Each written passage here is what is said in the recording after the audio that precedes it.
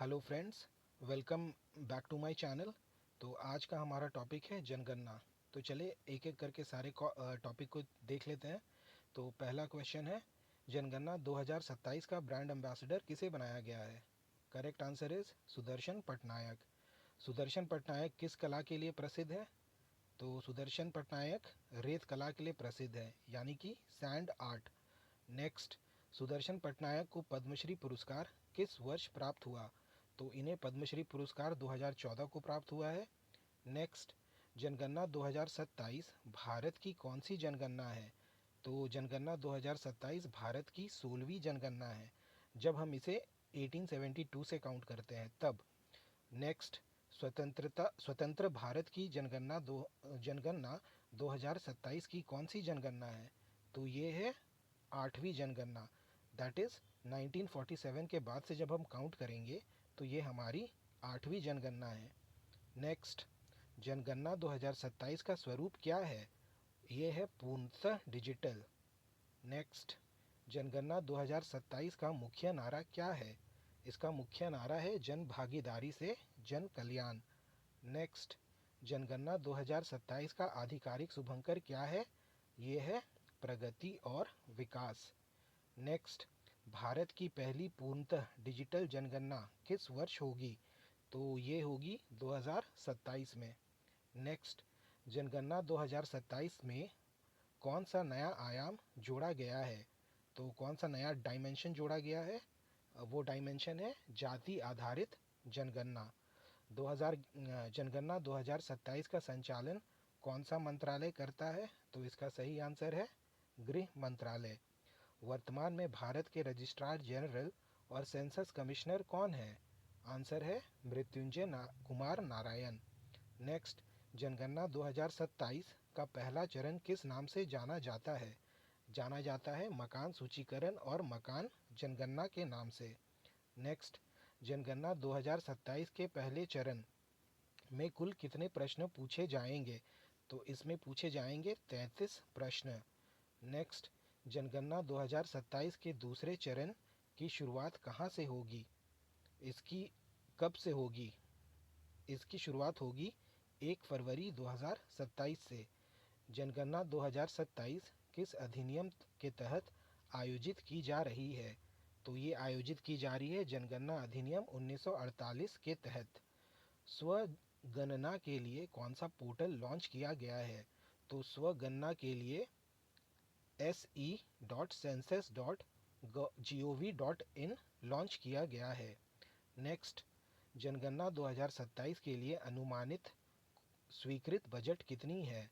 तो ये है 11,718.24 करोड़। नेक्स्ट, जनगणना 2027 के लिए आधिकारिक संदर्भ तिथि क्या है, यानी कि रेफरेंस डेट क्या है? ये है आपका 1 मार्च 2027। नेक्स्ट, जम्मू कश्मीर और उत्तराखंड जैसे बर्फीले क्षेत्रों के लिए जनगणना 2027 की संदर्भ तिथि क्या है? तो ये है 1 अक्टूबर 2026। नेक्स्ट, केंद्र शासित प्रदेश लद्दाख के लिए जनगणना 2027 की संदर्भ तिथि क्या होगी? तो इसका आंसर है 1 अक्टूबर 2026।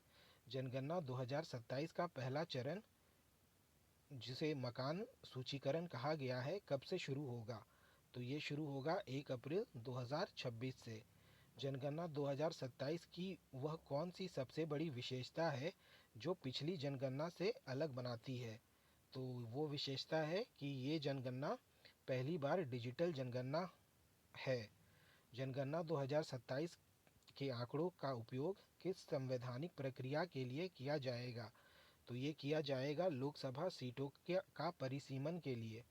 नेक्स्ट, सरकार जाति जनगणना सहित जनसंख्या जनगणना 2027 का संचालन कितने चरणों में करेगी? तो इसका संचालन किया जाएगा 2 चरणों में। जनगणना 2027 में नागरिकों को घर बैठकर अब जानकारी भरने के लिए कौन सी नई सुविधा दी गई है? ये है स्वगणना। भारत की पहली जनगणना कब हुई थी? 1872 में भारत की पहली जनगणना हुई थी। भारत के पहले जनगणना किसके कार्यकाल में हुई थी? तो ये हुई थी लॉर्ड मायो के कार्यकाल में। नेक्स्ट, भारत में नियमित जनगणना की शुरुआत कब हुई थी? इसकी शुरुआत हुई थी 1881 में।